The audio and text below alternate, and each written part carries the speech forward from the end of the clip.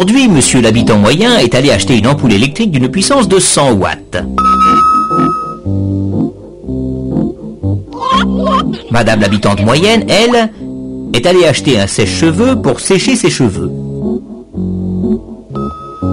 Puissance 1000 watts. C'est-à-dire 1 kilowatt, étant donné que 1000 choses se dit 1 kilo chose.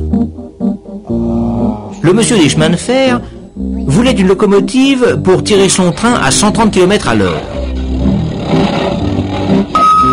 Puissance de la locomotive, 8 millions de watts.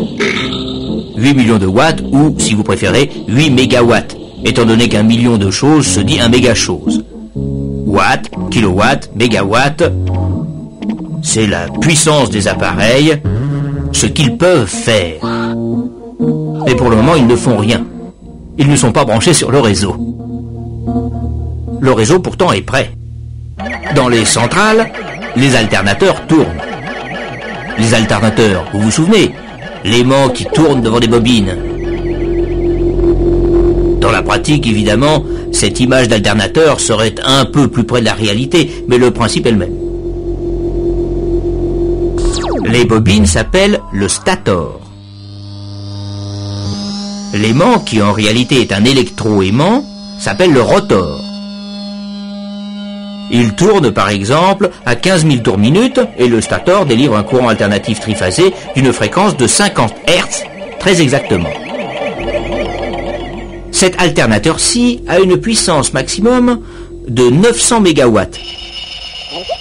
Mais actuellement, nous dit le monsieur de la centrale, il ne marche qu'à 30% de sa puissance, 300 MW. C'est-à-dire qu'à lui tout seul, il est en train de faire marcher l'équivalent de 300 000 sèche-cheveux de 1 kW chacun.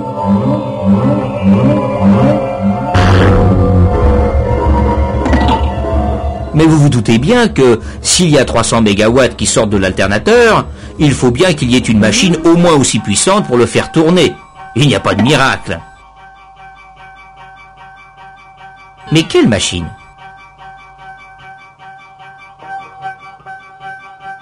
Dans les centrales, c'est toujours une turbine. Mais avec quoi la fait-on tourner ? C'est là que les messieurs des centrales se divisent en deux écoles. D'un côté, les hydrauliciens, ainsi appelés parce qu'il faut tourner leur turbine avec de l'eau des fleuves et des barrages. Les autres la font tourner avec de la vapeur qu'ils fabriquent en chauffant de l'eau dans une chaudière. Ceux-là, on les appelle des thermiciens. Ils se divisent d'ailleurs en deux. Le thermicien classique, qui chauffe sa chaudière avec du charbon, du pétrole, du gaz. L'autre, le thermicien nucléaire, se sert d'un réacteur. Mais revenons à notre centrale. Elle débite toujours ses 300 MW. Supposons que tout d'un coup, voilà 40 locaux qui se branchent en plus des 300 000 sèche-cheveux déjà branchés. Cela fait au total 600 MW que réclame le réseau. Si votre centrale est seule à fournir 300 MW, cela ne suffit plus. Il faut augmenter la puissance. Notre monsieur, s'il est hydraulicien, ouvre la vanne d'arrivée d'eau.